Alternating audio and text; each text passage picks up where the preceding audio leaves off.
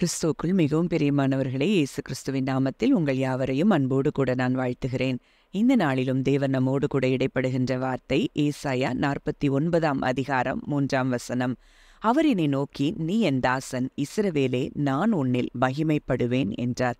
இந்த வார்த்தையின் மூலம் தேவன் இன்றைக்கு உங்கள் ஒவ்வொருவரோடும் கூட அவர் உங்களில் மகிமைப்பட போகிறேன் என்று சொல்லி ஒரு வாக்குத்தத்தத்தை நமக்கு கொடுக்கிறார்.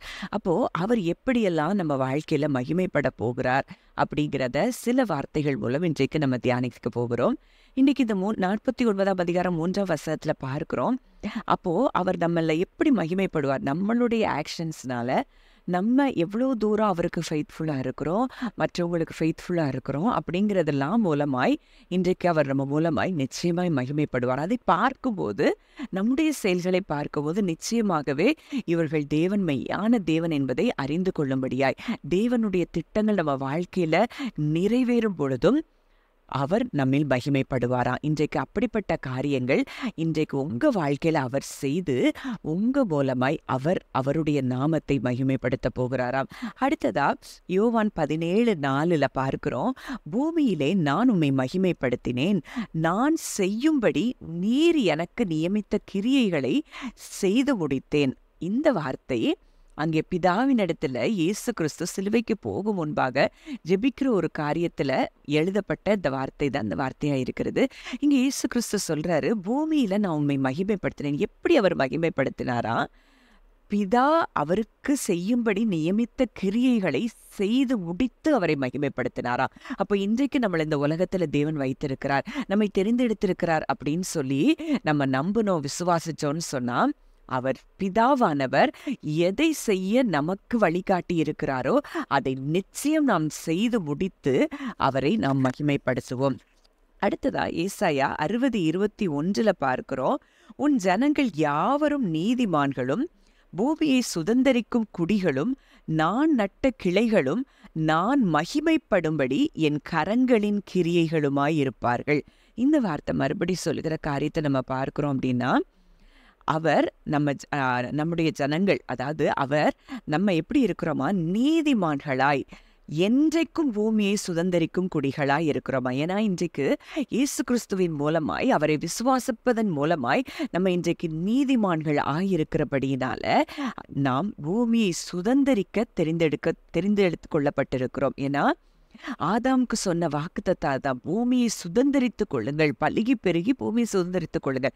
இன்றைக்கு ஆதாம் இழந்து போன அந்த வாக்கு தத்தத்தை இன்றைக்கு இயேசு கிறிஸ்துவின் மூலமா நாம் திரும்ப பெற்றிருக்கிறபடியினால நம்ம நிச்சயமாய் பூமியை சுதந்தரிக்கிற குடிகளாய், அவர் நட்ட கிளைகளாய், அவர் மகிமைப்படும்படி அவருடைய கரத்தின் கிரியைகளாய் நம்ம இருக்கிறோம் அப்படின்னு சொல்லி வார்த்தை சொல்லுது. அப்போ இன்றைக்கு நம்ம செய்ய வேண்டியது ஒன்றே ஒன்றுதான், அவரை விசுவாசித்த அவருடைய வாக்கு தத்தத்தை நம்ம விசுவாசித்ததை ஏற்றுக்கொள்ளும் போது நிச்சயமாய் நம் மூலமாய் தேவ நாம மகிமைப்படும். அடுத்தது 1 பேதுரு 2:9 பார்க்கிறோம், நீங்களோ உங்களை அந்த காலத்தினின்று தம்முடைய ஆச்சரியமான ஒளியினிடத்திற்கு வரவழைத்தவருடைய புண்ணியங்களை அறிவிக்கும்படிக்கு தெரிந்து கொள்ளப்பட்ட சந்ததியாயும், ராஜரீகமான ஆசாரிய கூட்டமாயும், பரிசுத்த ஜாதியாயும், அவருக்கு சொந்த ஜனமாயும் இருக்கிறீர்கள். அப்ப இங்க என்ன சொல்லப்பட்டிருக்குன்னா, அவருடைய குளோரியஸ் ஒண்டர்ஸை ரிவீல் பண்றதுக்காகத்தான் தேவன் நம்ம தெரிந்தெடுத்திருக்கிறார், அவருடைய ஆச்சரியமான புண்ணியங்களை அறிவிக்கும்படிக்கு. அப்போ இன்றைக்கு அவருடைய புண்ணியங்களை நம்ம அறிவிக்கும் போது அவர் நாமம் மகிமைப்படுகிறத இந்த வார்த்தையின் மூலம் அறிந்து கொள்ளலாம். ஏசாயா 61:3 பார்க்கிறோம், சீயோனிலே துயரப்பட்டவர்களை சீர்படுத்தவும், சாம்பலுக்கு பதிலாக சிங்காரத்தையும், துயரத்துக்கு பதிலாக ஆனந்த தைலத்தையும், ஒடுங்கின ஆவிக்கு பதிலாக துதியின் உடையை கொடுக்கவும் அவர் என்னை அனுப்பினார். அவர்கள் கர்த்தர் தம்முடைய மகிமைக்கென்று நாட்டின நீதியின் விருட்சங்கள் எனப்படுவார்கள்.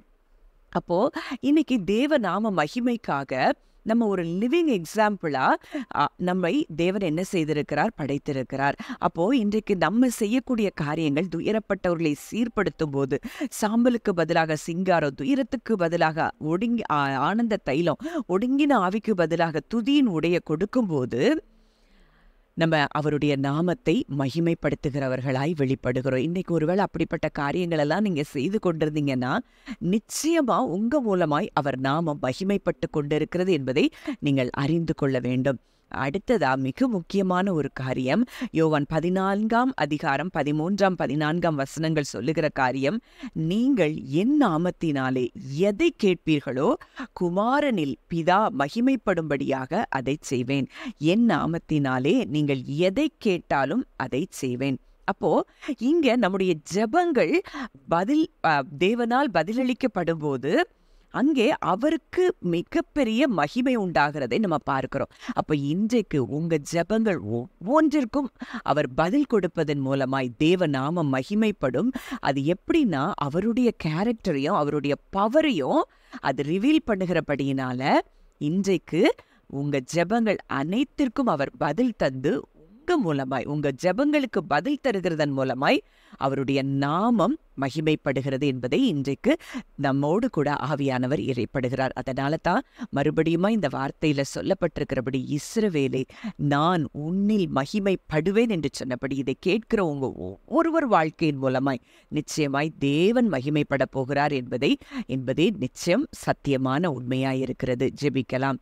நல்ல தகப்பனே, நன்றியோடு துதிக்கிறோம், ஸ்தோத்திரிக்கிறோம் அப்பா. இந்த நாளிலும் எங்களோடு இடைப்பட்ட உடைய வார்த்தையின்படி இதை கேட்கிற ஒவ்வொருவருடைய வாழ்க்கையிலும் அப்பா உங்க நாமம் மகிமைப்பட போகிறதற்காய் நன்றி செலுத்துகிறோம்.